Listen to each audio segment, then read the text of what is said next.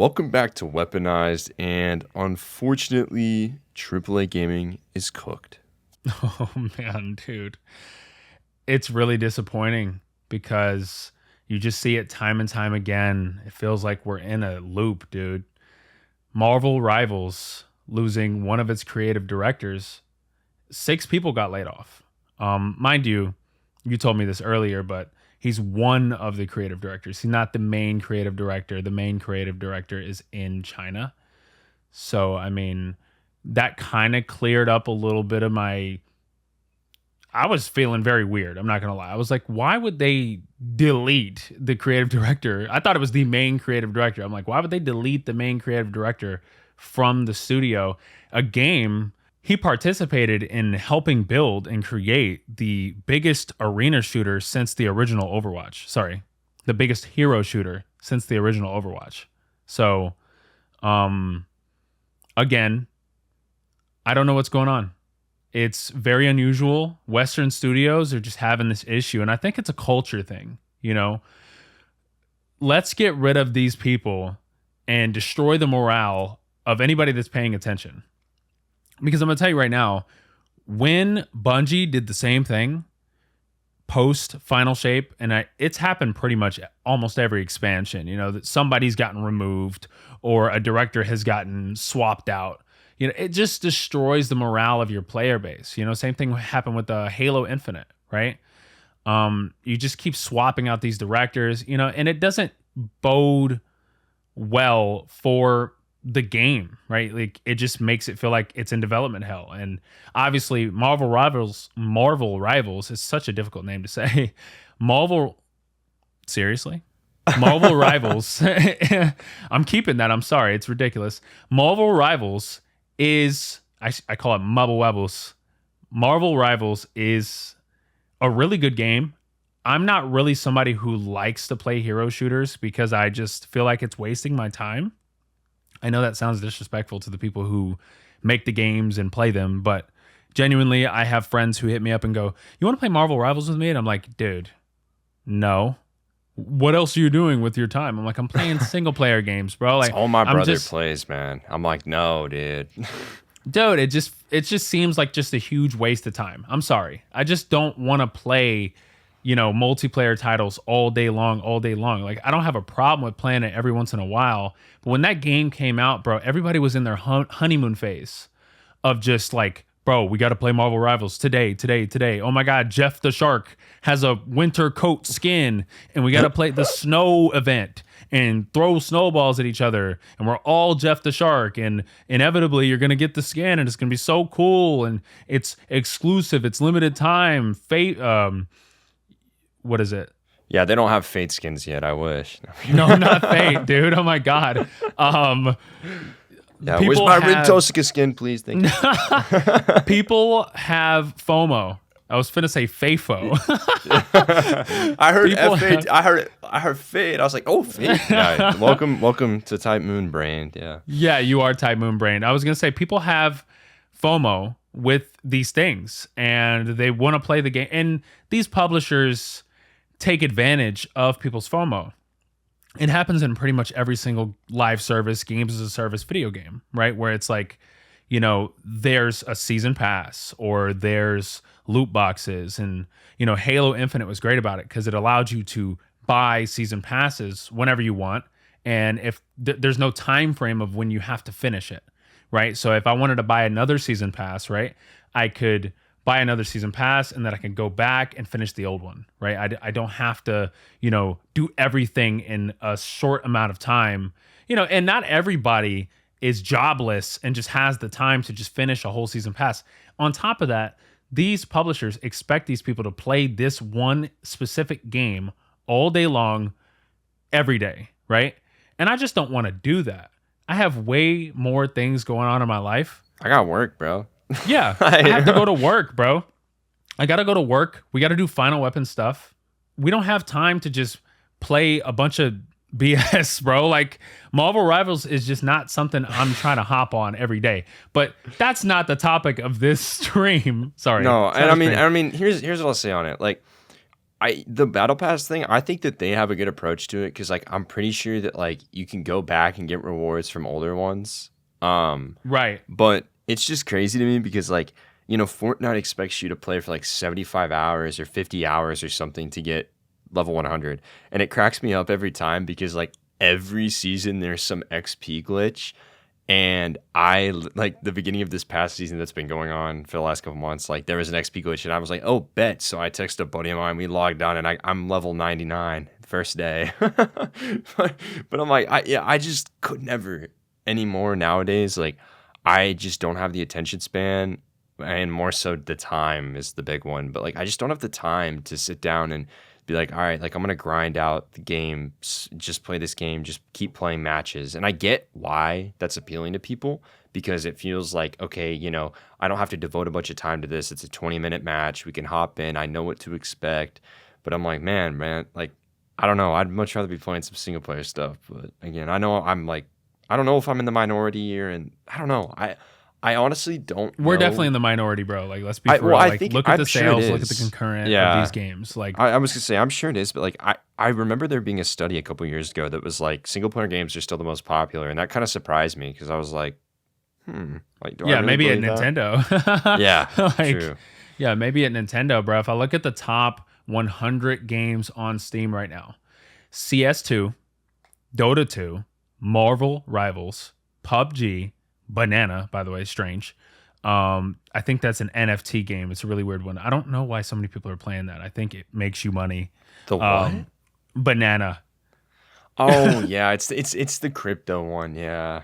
Yeah, it has a lot of play. I assume that's like the crypto community playing it. I don't know. I don't think that's just regular gamers. I don't know, man. I mean, the only thing I see about crypto nowadays is because of Dave Portnoy all over my timeline tweeting crypto coins. Yeah, people just making meme coins and dude, Solana and all this other crap. That's a crazy market because it is. People are actually making money on it. Like, I mean, I get, there's people that don't like Portnoy. Like, I like Barstool. I mean, granted, I went to an SEC school, so that's kind of why. But, yeah, Barstool. Whoa. Sorry. I was just gonna say, like, Barstool's super funny to me, and so like Portnoy, he'll pop up on my timeline every once in a while, and I mean, dude, lately he's been posting all these coins, and I'm like, dude, oh my gosh, like get it off, man. I'm like, I'm not gonna lie, it's so irritating. Yes, dude, for real. I like One Bite pizza reviews, and they're great. Barstool has a huge presence in Nashville specifically. So, I mean, it's cool. I don't mind him. I think he's really funny. The funniest one, I have to say on One Bite, man. The funniest one, my top two, Dom of the Year is the funniest one. Yes, Dom of the Year. But there's that one with that lady in Chicago, and she had that comb in her hair, and she walks by, and she picks it up, and she's like, oh, yeah. She's like literally 10. the nastiest thing ever. Just 10. I'm not going to lie. That video is so disgusting. I like the one where he's reviewing the cake. And he's like, the cake's good. Yeah, I can't say it on the podcast. Yeah. What he says is wild, but oh man, it's such a good video. Kingdom Come Deliverance 2, that's actually a single player, but that's new. So, I mean, Cyberpunk is up there too. I'll say on Kingdom Come Deliverance, I think that's a great case study for United States studios. And granted, salaries are less in Europe where that was developed, but I think it's important to know what. I'm sorry, that's hilarious. I'm sorry. Salaries are less in Europe. I'm sorry. I mean, it's the truth. It's true. I mean, normally the developers that we are seeing get laid off are in Seattle, which is a flabbergastingly, Seattle or California, arrestingly expensive place to live. Yeah, I could just tell you. I mean, to be fair, I know that this number might not be accurate, but just as someone who, is familiar with entry-level roles in the industry and just roles of all sorts, man, it's my job. I have to look at these things. I'm pretty sure that most of the entry roles start around 85 to 120 is what you're looking at. Now, granted, 120 in LA is a lot different than 120 in the eastern part of the country, this is true. Texas or wherever else. But at the same time, that is still a lot of money. So those people starting out are getting paid a lot of money, which, I think props, you should be getting paid money. But in Europe, people aren't getting paid as much money as they are in LA, mainly because of the cost of living. But with Kingdom Come Deliverance 2, I'm pretty sure, and I might be wrong on this, but I'm pretty sure the budget was $41 million, and the game sold 2 million copies already. And it's a Yeah, huge success. I mean, it's a it's like, big that's game. awesome. That's awesome for them. I'm super happy for them. Everyone that I know that's played the game has been raving about it. Maybe I'll find time to play it at some point this year, but it's a busy year. But yeah, I mean, I've heard nothing but great things. It is a very busy year. There's so many things coming out. Monster Hunter coming out in what, like 8 days now? So, I mean, we're Yeah. closing in on a really big game that I cannot wait to play. It's going to be epic to just play that with my friends because I played World with my friends and my God, I love World. So I'm not really a fan of the Monster Hunter, 4 Monster Hunter Generations, Monster Hunter, Rise type of video games. Because that's kind of a different Oh, set of games it's that I don't different. really get into. It's different. I started Monster Hunter on World. Now, I've been aware of it ever since it came out. My little cousin played it all the time. So I was just watching him play it on the 3DS and watching him play it on the PS2. Inevitably, when World came out, I just wasn't interested in it. But a year later, they were like, bro, you got to play it. You got to play it. Picked it up and spent like 200 something hours in it. Beat every single thing that the game had to offer.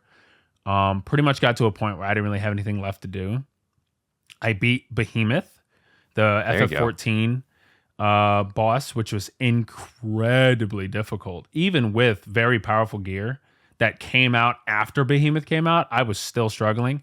It took me and my friend Novum like a couple of resets because they would remove before they put all the events in the game simultaneously. You could just play everything now. But there was a point in time where they would loop these events, and so they would disappear, right? And so we tried to fight him every single day. We couldn't beat him because he has this big desperation move, right? And it just blows up the whole field. And there's rocks that you hide behind, and then he'll do it, and you hide behind the rock, and you survive, right? But we were running out of rocks, and we were just like, "What's going on?" And it's because the boss has the ability to destroy the rocks that fall on the field before he does his desperation move. But anyway, Behemoth, great boss. So I look forward to Wilds just because I think it's going to be even better than World. And Yeah. honestly, that's just going to be a game that I'm probably going to put maybe 500 hours in. I mean, I've put more for hours sure. into games that are lesser. Mind you, we are talking about games as a service overall here. This is kind of the point of why we made this podcast happen today, right? Grinding Gear Games, who makes Path of Exile, right? They put so much effort and so much care and so much love into their community, right? Like they pay so much attention to their community. The same thing with Digital Extremes with Warframe, right? And even if you haven't played that game, I think it's the greatest live service game ever made. Just based on the fact that every single update they do is based off of what the community is saying. They're constantly streaming. If you see the director of the game currently, Noah, Rebecca Ford, and I'm sure you know who I'm talking about. She Yeah. showed up a lot at the Game Awards, and you've probably seen her a couple of times. She originally was a community manager. She had nothing to do with the development side of the game. I'm sure she was aware of it, but she had nothing to do with it. She was not a developer, right? But that studio has a very storied history, right? They split off from Epic Games and they wanted to make their own thing, which is Dark Sector. Dark Sector was the original name for Warframe. Nobody wanted to invest in Dark Sector. So they ended up making Dark Sector into a single player, self-published, at least on Steam. So nobody wanted to give them money. They didn't have any money. They made Warframe. Nobody wanted to invest in the studio that created Unreal Tournament. Crazy, right? They ended up making a huge success. That's why when you see Rebecca Ford talk about this game on these huge TennoCons that happen every single year, especially the last one that happened in 2024, she's like crying half the time she's trying to talk about this game because she's just so proud of it, dude. She's been there since the beginning. And that's how I feel about Final Weapon. So, but, Warframe, it's a great game. And I think a lot of other games as a service should take example from this game and from the studio because they care a lot about their game and it's very obvious. Why don't y'all just do live streams? Just have your developers talk with the community. Pay attention to what they're saying.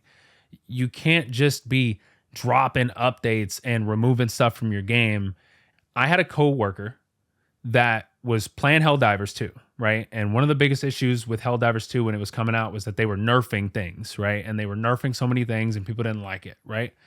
And he was like, why don't they make a separate server, like a separate instance of the game, kind of like how Fortnite has zero build and they have, the regular game, where people can experience the game with the nerfs and then vote on whether they like it or not. Why don't they do that? You ever thought about that? Whatever's nerfed or whatever's buffed, people always have an issue with it, right? There's always somebody who doesn't like what's happening to the game. Why don't we have like an instance of the update that we could just play and vote on whether or not we like it? That would be a great idea. I think that's a really unique idea. Yeah. I've literally never heard of anybody even considering this. Nobody's ever considered this. And some of these updates blow these games away. I mean, like Helldivers had a huge drop in players because of some of the updates that it had. It's back on top in terms of, it's a very steady player base. There was a point in time where it was significantly off. And it's not because of the PlayStation, cutting the game off in multiple countries and forcing you to use PSN. That was one thing, right? But it's the buffs and nerfs that they add to the game that people don't like. What do you think about the Marvel Rivals situation? I mean, I think this situation as a whole just speaks loudly for the industry.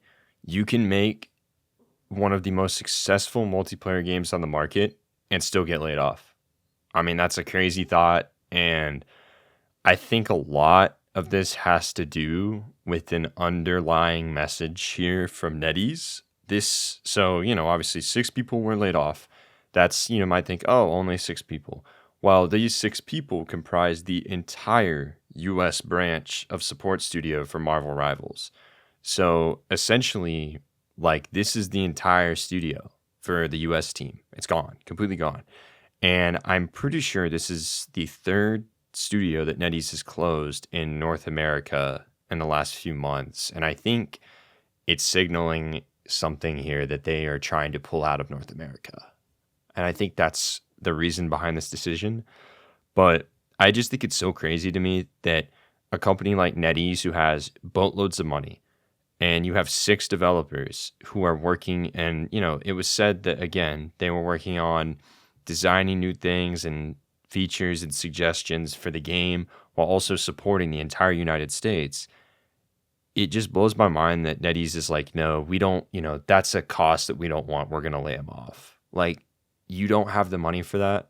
Because to me, you could sit here and be like, yeah, these people getting laid off is so crazy. That's the huge takeaway from this. For me, I mean, yeah, the layoffs are terrible. Don't get me wrong. But for me, the crazy thing is that NetEase laid off 6 people. 6 people for the biggest multiplayer game on the market right now, instead of just keeping them on. Is that really changing something for your business? No. It's not.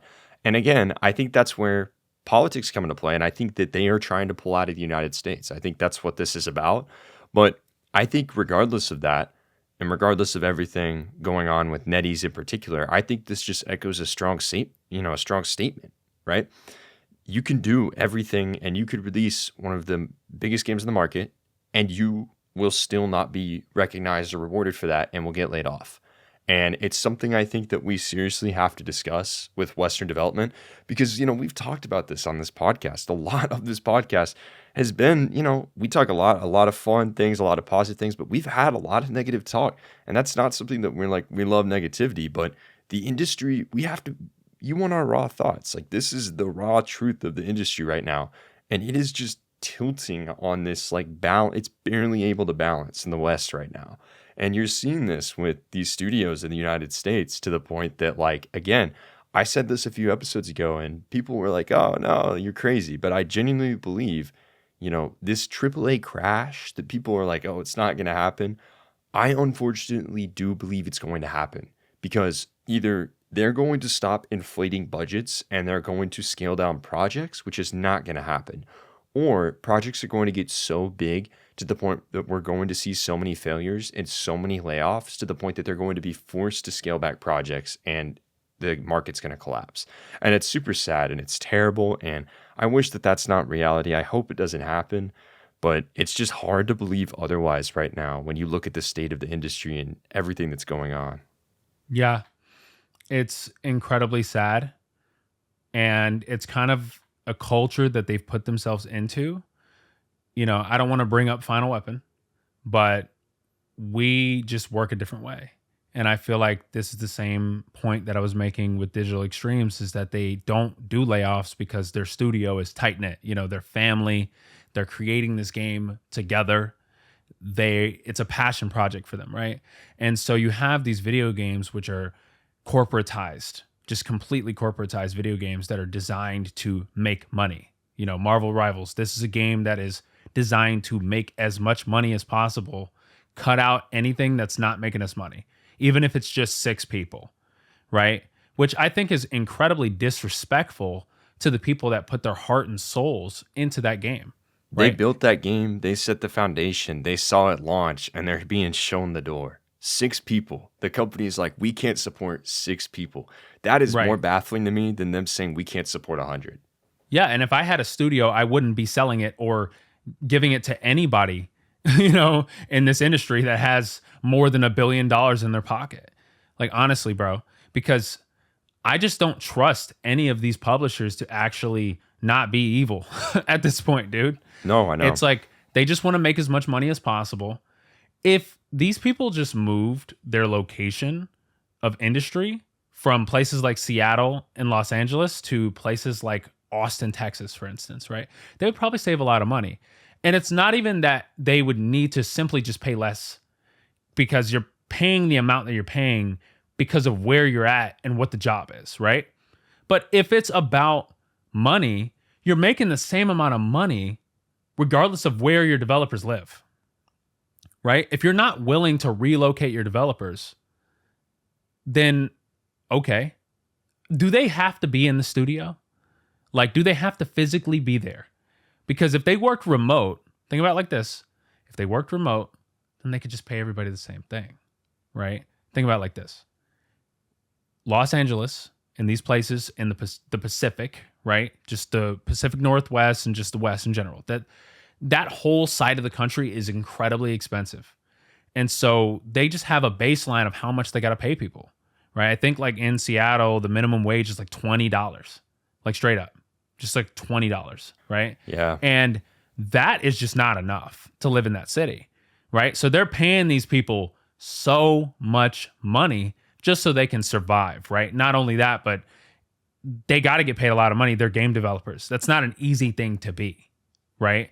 They're working on something that is making millions, if not billions of dollars. But why do they all have to be in the same place? If you look at Seattle, Washington, where all this is coming from, including Marvel Rivals, right? And I'm talking about the Western side of things, right? It's really the West Coast, right? It is, Seattle, LA, San Right. Francisco, the big 3. Right? Incredibly expensive places to live.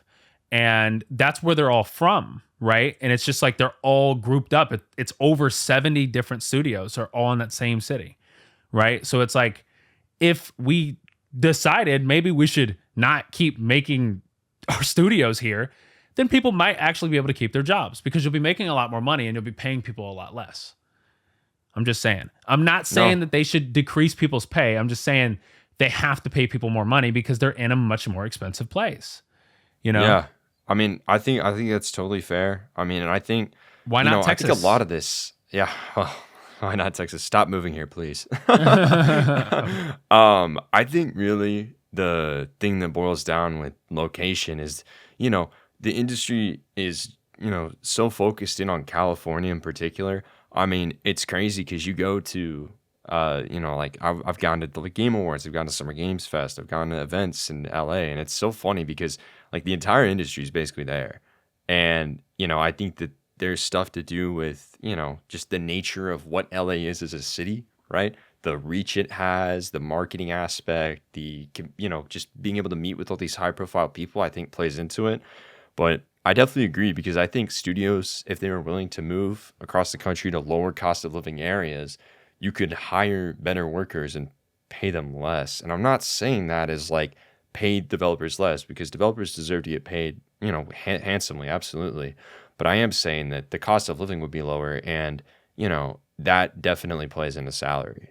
But It again, does. these companies don't care about that at all. They just care about, let's get the game out, let's get it out, let's get it out. I mean, we talked all about Sony. I'm off done talking about Sony because we've talked so much about them. But like, Naughty Dog and their infamous crunch, right? And then Yeah. there's been people laid off from there and nowadays, and it's just so funny because it's like these problems don't happen elsewhere in the world. Now, granted, there are different work cultures and work environments and ways that games are made around the world, but I could tell you that the way that the American studios operate is unique and not in a good way.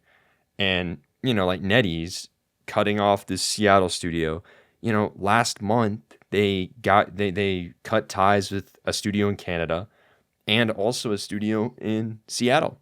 And they have like, I think what, 3 or 4 more studios left in the United States. And I don't know what's going to happen to them. Considering that this is the third one that they pulled the plug on, I have no idea. So I just think it's really interesting. I really think it has to do with that they just want out of the United States.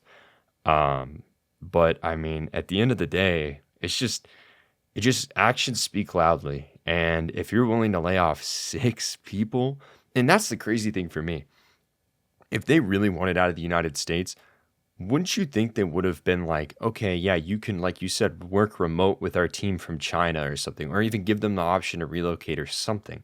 Like that would be a completely different situation. Hey, we don't want the studio in the US, but like we're going to give you the option to relocate. And of course, I would not want to go to China, but hey, maybe you do, right? Maybe you do, but at least you had the option, right? Like that at least shows some sympathy on NetEase's side.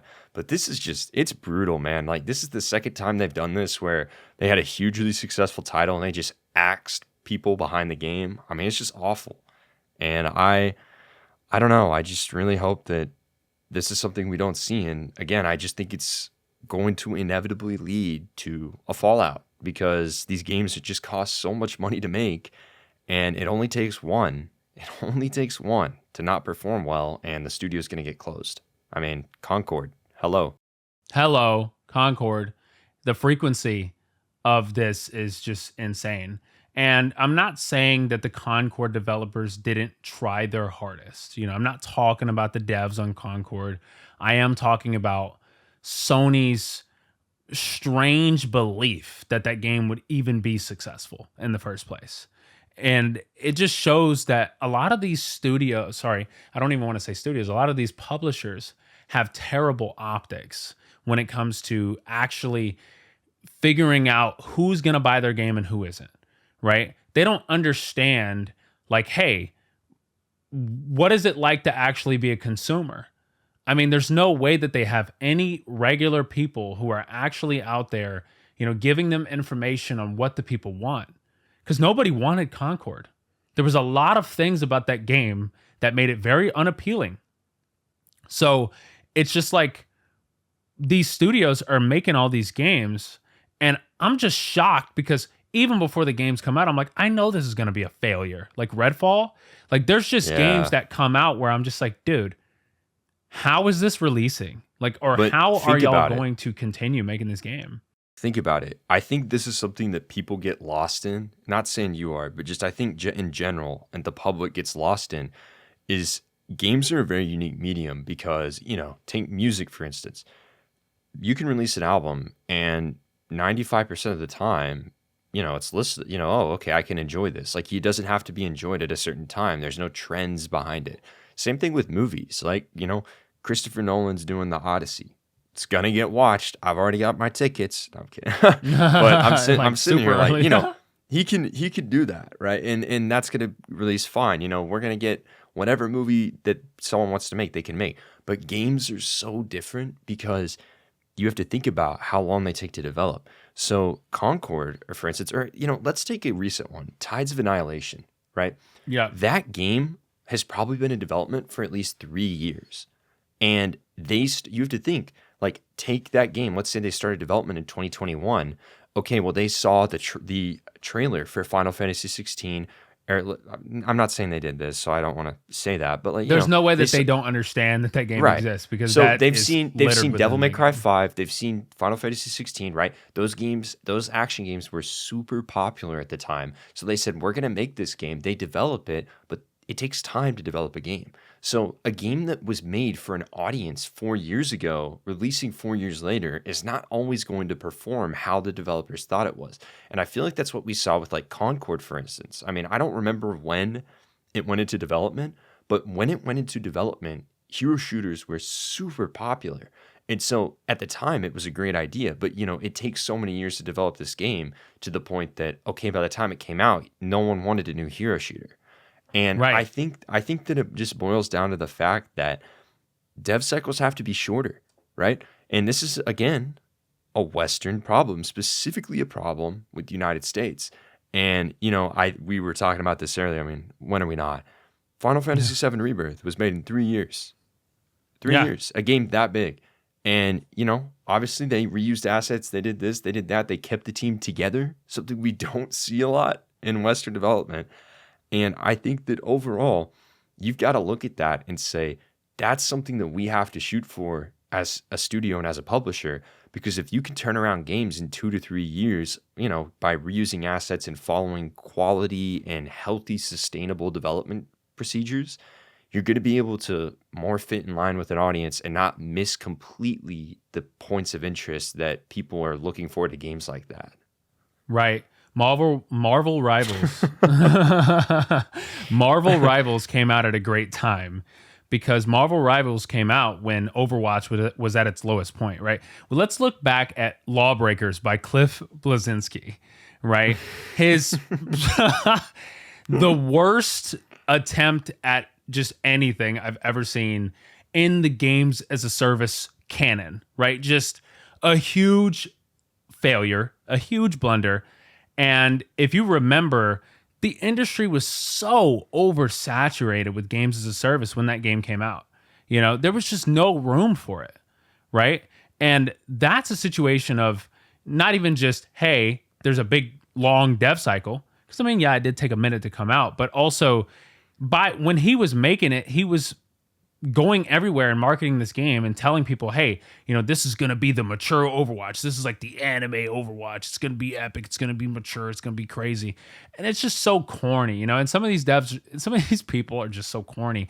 And a lot of these games that are coming out have a point to prove, right? Marvel Rivals was just bound for success from the beta. Like, we just knew it was going to be successful. It plays incredibly well. I mean, there's just no way to, overstate that. It's an incredibly good feeling game. When you have it in your hands, it's cooking, man. It's way more enjoyable for me than Overwatch ever has been. And things like Valorant, for instance, we never really had a game like CS:GO, right? Riot is just such a huge company. And so they're like, hey, people are going to buy this game because we're Riot and we have a history with having games stay online for over a decade, right? And this is going to be another case of, we're going to have the budget to do these tournaments, and we're going to have the staying power, we're going to have the popularity to have people actually be interested in being competitive at this game, right? And so, nobody wanted to be a Concord player. Sony didn't have Why did you say it like that? Concord player. Like, nobody.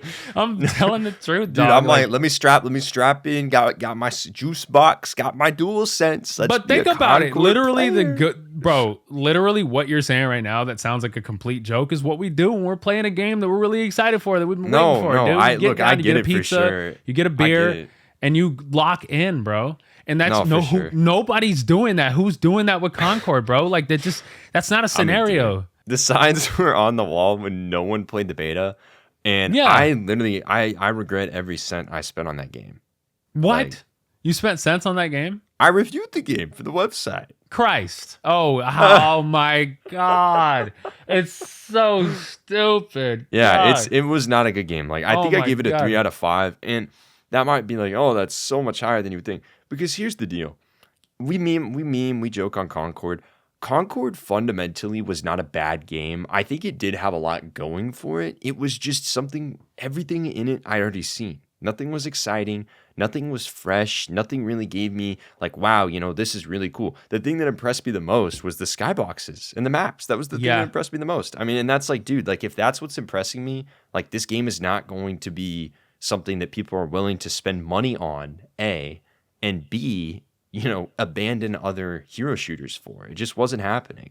But I Yeah. mean, yeah, no, I mean, God, I just wish I got a physical copy so it could sit in graveyard paradise, but it's all right. Concord is really ugly, bro. I mean, I think the Character designs are really designs were boring terrible. and they're terrible. Yeah, they're beyond terrible. I'm literally looking at an image of just like every character that ever came out for the game, And that's the thing. there's It's nothing just- that differentiates them. No, they're we say terrible. When you say that, when you play a hero shooter, you want characters that are instantly recognizable, and people are like, "Oh my gosh, like that's a really cool character design." Like, Apex Legends.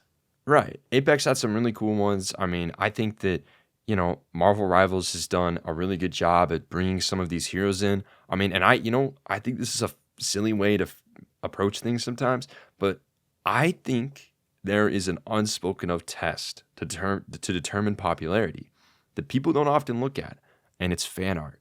And Yeah. I'll tell you, when Invisible Girl dropped, the amount of fan art for her and Mr. Fantastic and all these characters I saw was crazy.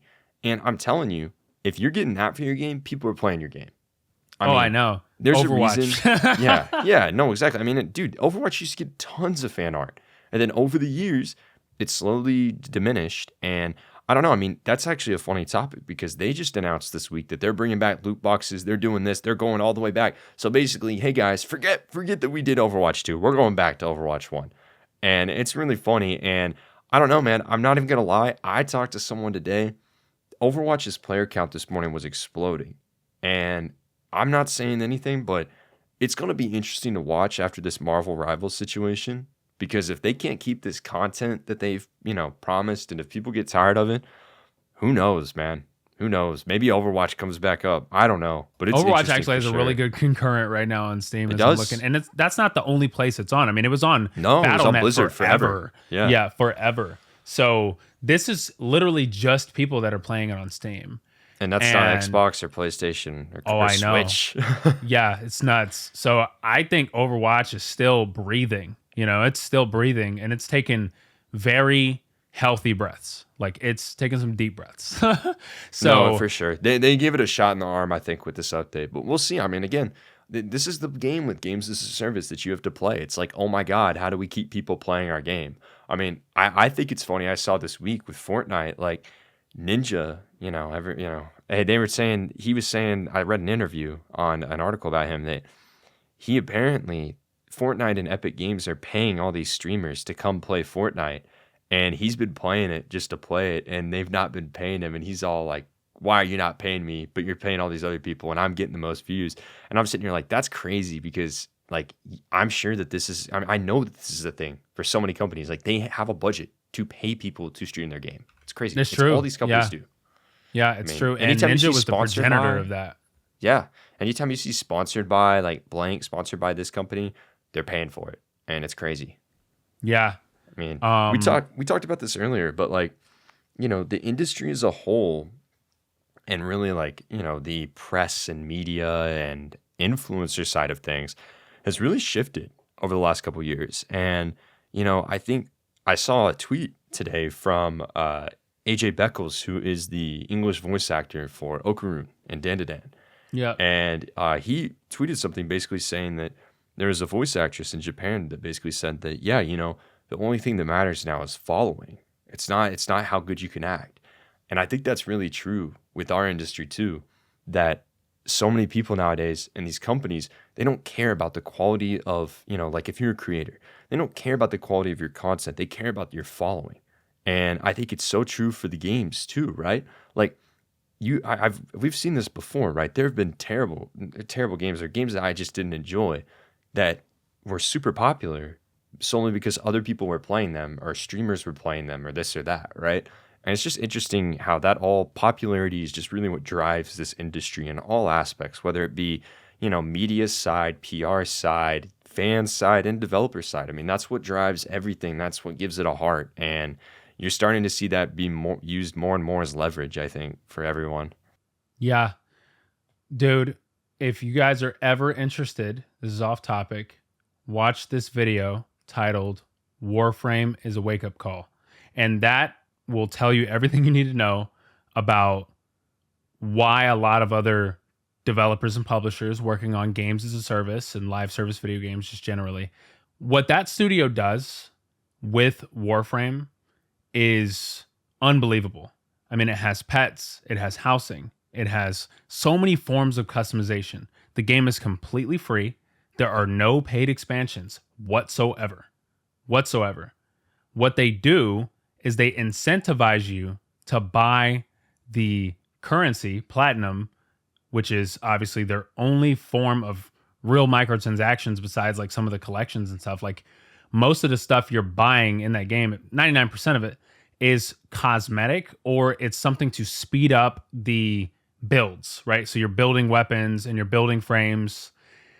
That actually has a timer. So what they do is that they put a skip option that costs platinum, right? And you can actually make platinum in the game by grinding relics, right? It's called relic farming. And what they've done with this game in terms of the fan art, in terms of just the community interaction, it's just never been done before. And a lot of these studios, and especially a lot of these corporations, don't understand how to connect with their audience because even if they did, nobody would believe that they're being genuine. You know, I can't think that any studio who is constantly laying off people and recycling directors is a genuine studio with genuine, emotions and a soul. Like why would I care about what you have to say to me? All I want to do is play your game. And I'm not saying we should have parasocial relationships with the creators of the games that we're playing. I'm not, right? But what I am saying is you have to have heart, and just because you have following doesn't last forever, dude. You're going to be one of the biggest dudes one day and then you're going to be nothing the next day. I mean, it just happens to people. It happens to games, it happens to studios, it happens to YouTubers, it happens to Twitch streamers. Some people fall off. When you don't have a hold on your community, you lose them, right? It's ignoring the people that made you successful is one of the biggest failures you can make in any form of media, right? So for Final Weapon, we care about followers. Of course, it's important, to have a following because it's a business at the end of the day. But we want to make the best content and we want to have the cleanest stuff across the industry, dude. And that's very important to us. And we're spending a lot of our budget on making it look good, right? And that's what I think people should be doing. And I think that's going to hold everybody. I mean, it's going to hold us over, honestly. And I'm not trying to talk about Final Weapon, but I'm taking example from people like Digital Extremes who have a good work culture, who have a purpose. I'm not just here to make money. It's a hobby site. Initially it was, we didn't make it to be, some huge money making machine. If that was the case, we would have been doing clickbait titles and making complete rumors out of thin air, Yeah. like, I mean, that's the funny thing. It's like, I know I don't expect people to know this. I mean, it depends how long you've been following the channel or the website for, but our core pillar, like when Rain and I got together one day to make this thing was, the biggest thing I was like is I want quality over quantity, number one, but number two, I want transparency.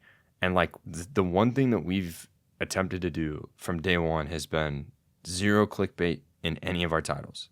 And we've stuck to that, and it's absolutely penalized us. We could have been making millions and millions and millions of views on Google by clickbaiting, but it's just not the way that we view the world. And yeah, at the end of the day, it's just what it is. and we both agreed on that. That was something that we both seen eye to eye, on. It was like, we have to make this a transparent website. We have to take this seriously. We have to be professional, and we have to have quality content. and we cannot use AI. Like, this is important to us. All these Yeah. sites that are going to use AI, they're all going to be clones of each other. What's the point of me going to one site that's writing with AI when I can go to the other site that's writing with AI? They're both writing the same things. It's a robot. There's no human being behind the content. You have to make a connection with that person, that's writing that review. Inevitably, the content that we're making on this channel, while we are going to grow in views ever so slightly and gradually over time, people are going to come and they're going to comment and they're going to give their thoughts and opinions of our work, and they're going to recognize our voices and they're going to appreciate it. And they have been. And so if everything was AI and we were just prompting everything into if we were just prompting everything into existence and we were just BSing our way through the industry just to make money, inevitably we would just end up like every other site that's doing that, and we would fail, because there's a point where everybody becomes a clone of one another, and you avoid that by having original talent and people who actually care. And a lot of these studios seem to be aiming to make the same thing, right? And it's not even that they're making the same video game, but their aim is to make a lot of money, right? These publishers, they want to make a lot of money. And that's why I brought us up, because I feel that we do it differently. We have people who care and who know and who understand this industry and who understand these video games, reviewing and covering this industry, man. That's important. So games like Final Fantasy VII Rebirth, you can feel the love. I was literally watching my friend Novum play the game. He was streaming to me on Discord. And he's like, man, I feel so bad for Square that they didn't sell 20 million units of this game, because I can just feel the love in every single crevice of this game, right? Just look at Gongaga. You're walking around, you're like, oh my God. You go from this like rock cave, and then you walk out and you're looking out into Gongaga, and it's like, oh my God. The amount of effort that they put into that game in only 3 years is flabbergasting. And I'm arrested by how epic that project is. And to see that didn't win Game of the Year is unbelievable.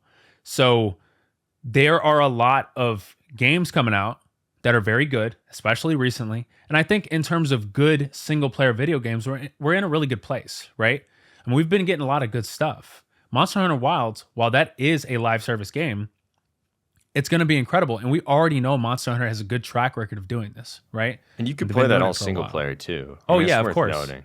You can play it all single player. We'll definitely, I'm super excited about that one. Right. So, I'm excited about Monster Hunter Wilds. We'll definitely be talking about it on Final Weapon. Just generally, there'll be things to talk about. We try to cover everything we can, and anything that's given to us. So, if you guys are interested, obviously just check out the website. So, we try to cover as much as we can, and we do kind of stick to what we're interested in. That's something that's also been penalizing us, is, we kind of focus on what we like. But, we do what we want to do. And if I wanted to be a millionaire, we would have just turned it into something else, And honestly, if we do that, I'm going to feel like a soulless husk. And that's going to reflect on me. I don't want to feel like I'm making something that I don't believe in, because I don't want it to feel like a job. And my goal, and I feel like everybody's goal in the world, especially in this capitalistic society we live in, is if you're going to make something out of yourself, find a way to make that interesting, And a lot of these corporate video games that are coming out, these people are going to work and they're getting laid off. And some of these people don't know when they're going to lose their job. They're just there one day and they're gone the next. How could you invest your heart and soul into something when you don't even know if you're going to get laid off the next day? Just some random day where you've been doing everything you can and meeting your performance and exceeding, the work ethic of your peers and exceeding the work ethic of just anybody. And you're just, the next day you're just gone, And that 90% of the time, it's not their fault. It's not their fault. It's hardly ever their fault. Yeah, it's never their fault. And it sucks.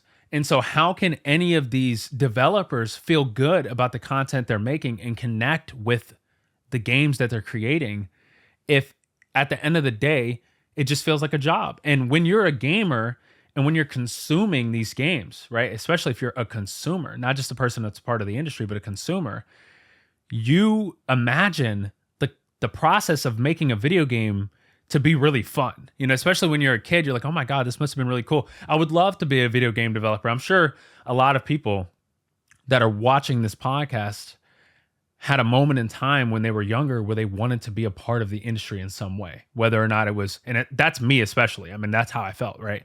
So, you think about that as a kid, man, these people must be having a lot of fun. And then you grow up and, nowadays it's like, there's no way that they're enjoying themselves making these games, and I know they make a lot of money, but money isn't everything. While money does help and money is important to get you on the right track and to get your life together, and sometimes $10,000 can change somebody's life. Well, $10,000 in another place may not do anything for somebody, but everybody has a point of their lives where, whether you're rich or you're poor, everybody has issues and things that they have to deal with, right? And so these game developers, even if they're making six figures, it doesn't mean their lives are perfect. And, they're going to work and your bills get more expensive, more money, more problems, bro. Your bills get more expensive. And depending on your lifestyle and how you upgrade that, the more money you make, the more expensive the stuff that you're going to be purchasing is going to be, right? The more taxes that are being taken out of your check, right? At the end of the day, and you can be humble and be some Asmongold type of dude and just live in squalor, right? Or you could take the money that you make and upgrade your lifestyle, right? But at the end of the day, the money I was making yesterday is the same money I'm making today because I'm spending it all on the things that I love. And inevitably, this industry is going to get to a point where people aren't going to even want to be game developers anymore, I'm afraid we're getting there. Yeah. I mean, I really think all this news that has happened, that's something I was going to comment on earlier. It's like, I think all this stuff, the layoffs, the closures of studios, just the negative aura that just surrounds development in the United States and in the West right now is really putting a lot of people off. And I know there's so many people that are going to school. I have a lot of connections around the world, and I have a lot of people I know that are, in school right now at places like USC that has a phenomenal interactive arts program for games and stuff. And they're just like, I don't know what my future holds. I don't know if this is what I want to do because I have no job security.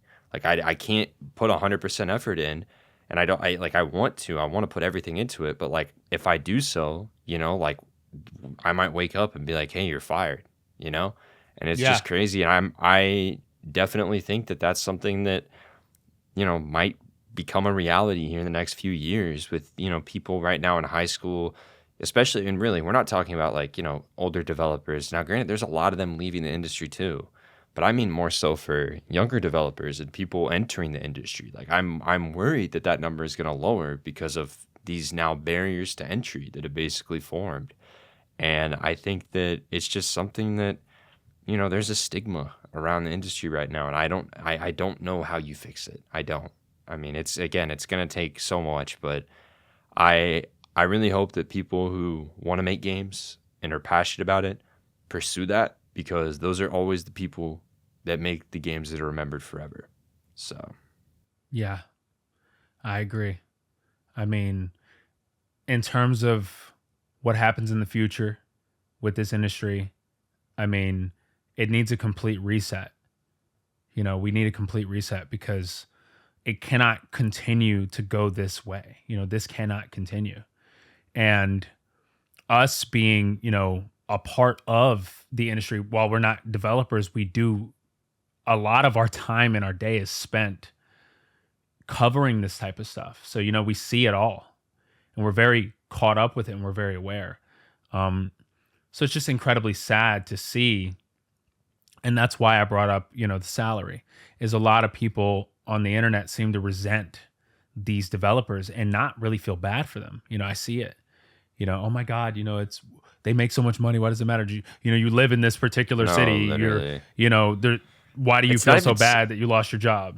It's not even salary. It's salary, absolutely, but it's also like, just have some empathy, man. Like, again, like Oh, I thought of something funny saying that, but you got to have some empathy to the point that like, these people, this is their work, this is their life. Like the same way that you wake up and go to your job, they're waking up and going to their job of making games that you play. Yeah. And I mean, you have to wonder like what it does to someone to get laid off like that, and especially the people that have like, I mean, I know there's a lot of people I'm connected with on LinkedIn, like they've been laid off like 3 or 4 times over the last few years, and they're just moving to studio to studio to studio.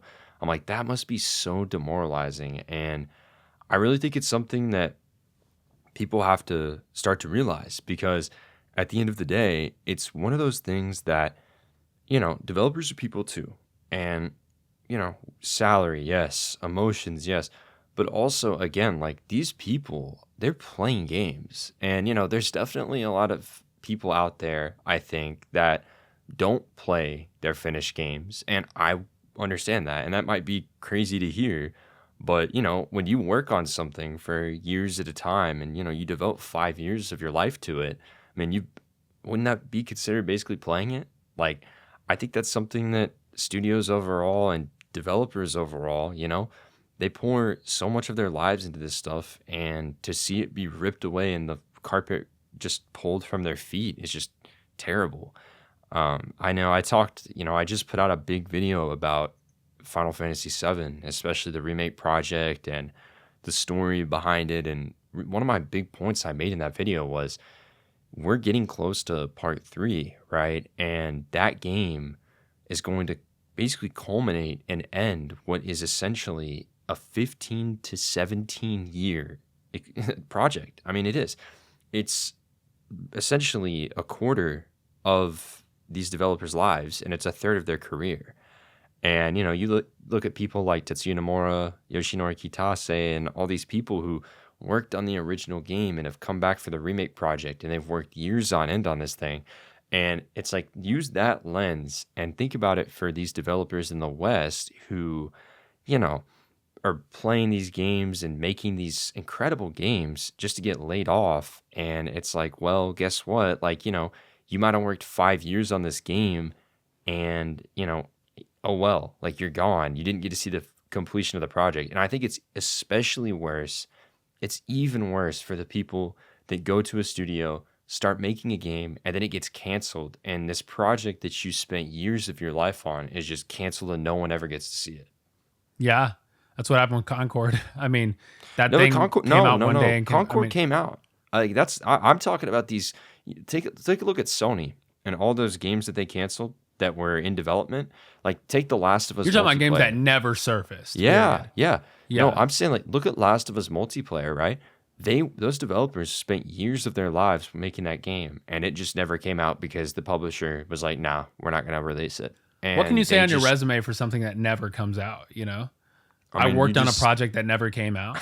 I don't know. I just think that must be so demoralizing, man. Like I just think that people don't realize, and also like, I mean, gosh, it's so impossible as a developer to avoid the commentary online about games. I mean, oh my gosh, trust me, as someone who makes content, when you make content, you're so hyper fixated on what other people say.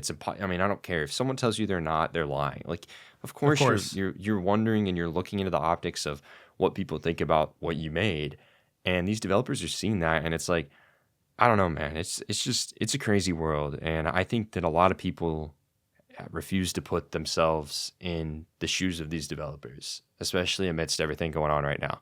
So I think I would ask that, with the studio Marvel Rivals, right? The game's still going to get developed. They're still going to release updates. Nothing's probably going to change, but I don't know. I think you should definitely take a step back and look at the industry as a whole and what NetEase specifically is doing, because that decision is really, it impacts more people than 6, even though it's just 6 people, quote unquote. That decision affects a lot more than 6 people. It's true. There's people that were probably their friends, in that studio. And there's, I used to work for Google Maps, and there was a point in time where we all got laid off. Like, just people were just disappearing, and they did it so methodically that you just thought people were quitting, and you're like, oh my God, these cubicles around me are getting empty. And inevitably, the room became so empty that, I was one of the last people to kind of just say, hey, I realized that we were getting laid off when my sister told me. And it was crazy because I didn't want to be there. Like, I loved working there and I had such high morale. By the time that all these people around me got laid off, I just wanted to leave, So I left. I resigned before I got laid off, because I missed the people that were surrounding me that I used to talk to. I would go to lunch and there'd be nobody to eat with, And so when these layoffs happen, the culture changes, the morale in the studio changes, and I understand that. And we're in this year of our lives where I feel like more than ever, people have no empathy for anything, right? And people cannot imagine putting themselves in the shoes of somebody who's bringing them their entertainment. We go home after a long day of doing whatever we're doing, whether it's going to school or going to work or both, right? And sometimes I come home from work and I do more work, right, at Final Weapon. And sometimes I come home from work and I play games, right? Or I watch movies, or I watch, a TV show. And I think being in the industry helps me understand what it feels like. And I'm not saying that I'm a developer, right? But I understand what it feels like to feel unappreciated, and to feel like just another cog in the corporate machine. And unfortunately, that's just an inevitability for a lot of these companies, as corporations are ran the same way. And you don't have a CEO that's not making you money. It's not about how charismatic the guy is, It's, can this dude finesse us into a really good situation, and can our PR handle the fall? Thank you, Jim. Jim is the worst. He is literally the worst. He pretty much ousted Shuhei Yoshida. Yeah, no, that's insane. So if you missed this story, Shuhei Yoshida is one of the most important people in the history of PlayStation. Correct. And super revered man, and he did so many incredible things for the platform to help it grow. And essentially, I don't remember the exact year, but in the PS4 era, he moved to go to take over a new initiative for indie developers, because people, indie developers felt that PlayStation just refused to listen to them. They didn't help them. They didn't promote them. They didn't do anything. And there was a lot of upset people there, rightfully so. And so, Yoshida had an interview with VentureBeat the other day, and he basically told them what happened. He said, Jim Ryan sat me down and said, I either am taking over the indies thing and starting this initiative from scratch, or I have to leave the company. And we're talking about one of the most influential people in PlayStation history, just literally was given the option, like, I don't need you here, you can go, or you can take over this indies initiative. And, obviously he took the initiative and he did wonderful things for it. I mean, PlayStation's indie support over the last couple of years has gotten really, really strong, and I do commend them on that. But it's pretty fascinating to look back on. And I don't know, I mean, Jim Ryan was the guy behind the gas games as a service push. Jim Ryan did this, Jim Ryan did that. I mean, I don't know. I think it's so funny that people somehow like Jim Ryan. I think he was terrible for Sony, and I think it's so funny that you literally could get a collectible Jim Ryan bobblehead for your PlayStation profile, and they gave Jim Ryan cookies, like, for all the amazing work he did. So good for Jim. Man. I don't know. Yeah, not a fan. It's dark. It's dark because I know that no matter how much you matter to the world, right, to the company, to the fans, like, they're going to get rid of you if you're not useful. If you're not making them a ton of money, if you're not making them a ton of money, if you're not getting, 500% ROI, goodbye, ROI or goodbye. Don't even try to make any excuses as to why you don't want to do it or why you can't do it. You either do it or go. That's what it is. And that's how it is. And that's how it's been for a while. And look at the last state of play. I mean, you said Sony's had a great initiative with indies, but that was a lot of very fancy looking AAA games. Oh, You know, 100%. I mean, I just mean overall, they've done a right? much better job, and there's been feedback behind that. There has. I mean, there's been a lot of smaller titles that they've shown off in recent years. I'm not saying Nintendo is by far the best. They have dedicated presentations, they have this, they have that. Xbox also has ID at Xbox. They have a great initiative. Sony, I think, is in last place, but I think that they've made great strides. But yeah, I mean, it doesn't take away from the fact that the entire reason that that was done was because they were getting negative PR, right? Yeah, they didn't even want to do it if they weren't going to get negative PR. It's all about the negative PR. It's You all know, about PR and money. And I get it. I mean, that's what companies have to do. You can't have a company that's not making money. I mean, Sony has to make money. But I think that at a certain point, these companies are just chasing their earnings numbers so much to the point that no one is happy with making money anymore. You have to make as much money as possible. And you should strive for that as a company. You should. But I think that there's definitely ways to look at it of how can we make as much money as possible ethically. And I think the layoffs of developers just to rehire new developers, because it's so funny. These companies claim it doesn't happen. They lay off all these people and then they end up hiring more in like 3 or 4 months. It's just I don't know, man. I don't see that's a sunk cost. I don't understand how people continue to do this. And a lot of it's for taxes, I'm sure, right? Canceling all these games from Sony was a huge tax write-off, right? Millions and millions and millions of dollars of taxes gone. But it's really funny that, this is where we are as an industry. And I think that until that greed, because that's what it is, it's I was greed. going to say Until that. that Yeah, greed stops, you're going to continue to see the same problems. You just basically end in a never-ending cycle over and over and over again. And again, I don't see an end to it until there's like, an event, like a cataclysmic crash. And I hate saying that.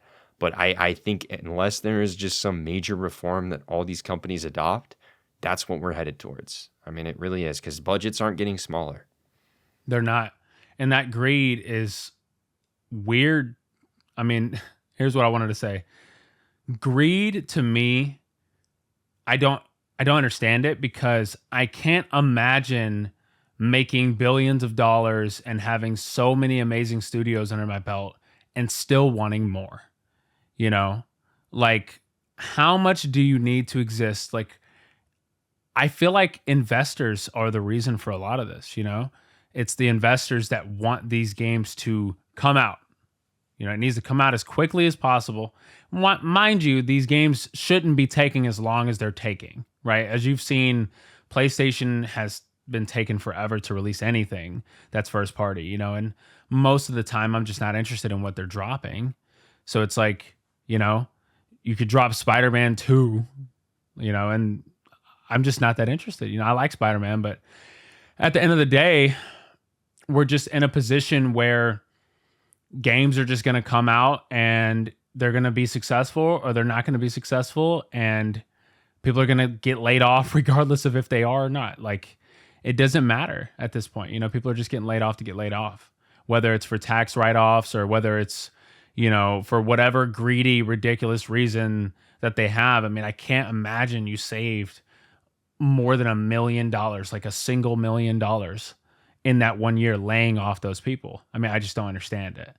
I just don't. I don't get it. I don't So either. I mean, and I think it's sad because like with this, the way that the industry is right now, back in the day, if you were a studio and you released a game and it had like all right sales, but it had enough positive reception, a sequel was made and they built off of the sequel and it was super well received, always. And the studios got another chance. But like nowadays, it feels like, take the Sony studios, every single one of them is making like a sequel, every single one of them. And I think that you have to look at that and be like, they aren't able to take risks because what happens if they take a risk and it doesn't pay off? These studios gone. And it's just sad that that's what the industry's come to. And it's because everything just, these budgets are so high. It's like you can't afford a $200 million loss. Like imagine Horizon Forbidden West, right? $212 million budget. Imagine that failed. I mean, like imagine. Gorilla's yeah, gone. I mean, and that's the thing. It's like, I think that I obviously have a lot of problems with Xbox leadership, but I will say I think that layoffs aside, what they've been able to do with all these studios is actually a good thing for the studios themselves because they're able to spend time on the game. They don't have to rush it out. And I think Xbox, compared to PlayStation at least, has had a lot more creative releases than, I mean, like, take Avowed. It just came out today. Yeah, yeah. I mean, Avowed was a pretty creative release. I mean, it definitely, took inspiration here and there, but like, that's not a game that I don't think Obsidian releases if they're, just by themselves. I don't think that happens. So Yeah, of course. there's got to be some security.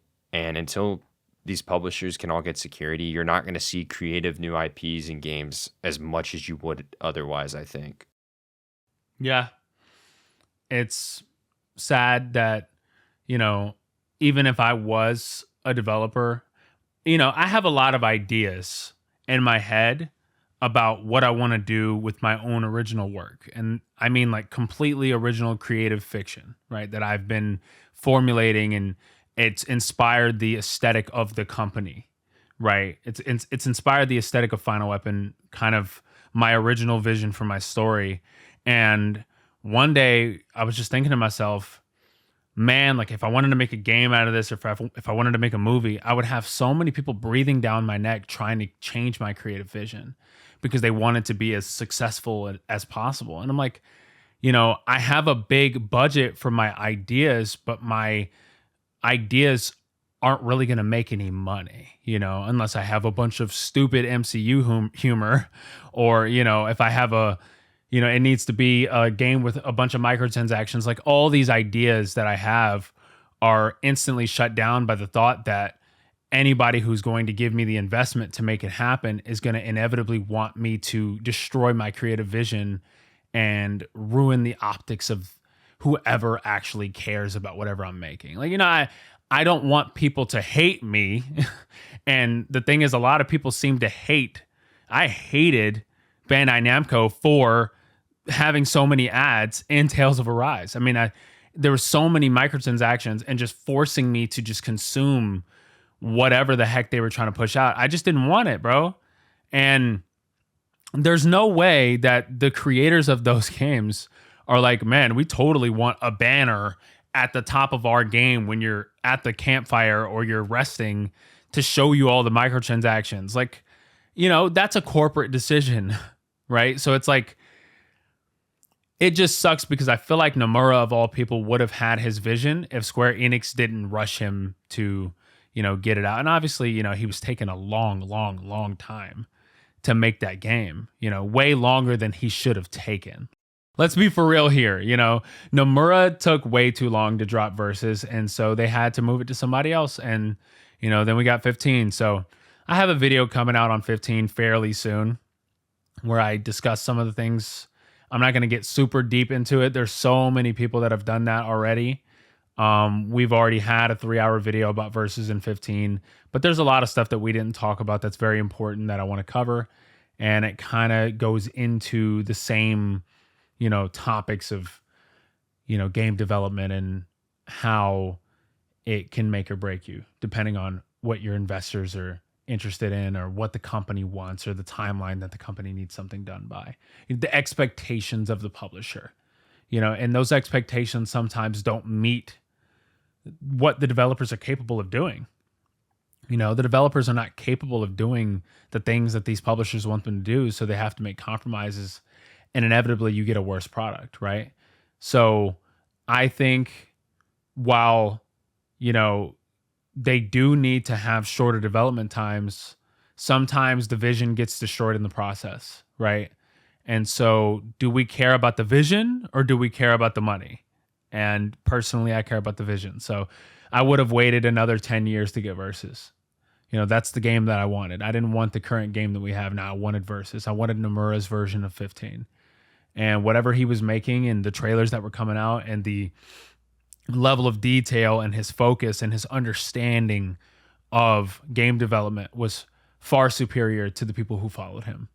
So obviously you see that in Rebirth. You see that, in the things that he's been able to lead. But go ahead. That's a crazy. I mean, that if you have not watched that video, I highly recommend it because it's just a crazy situation. And I think so many people don't realize that, like, a lot of the original game made it in, but the problem that ended up happening was Square basically told Tabata, you have this amount of time to get this game out, and it has to be done by then, and you can't have any sequels. And we have in that video documented proof that Versus was supposed to be 3 games.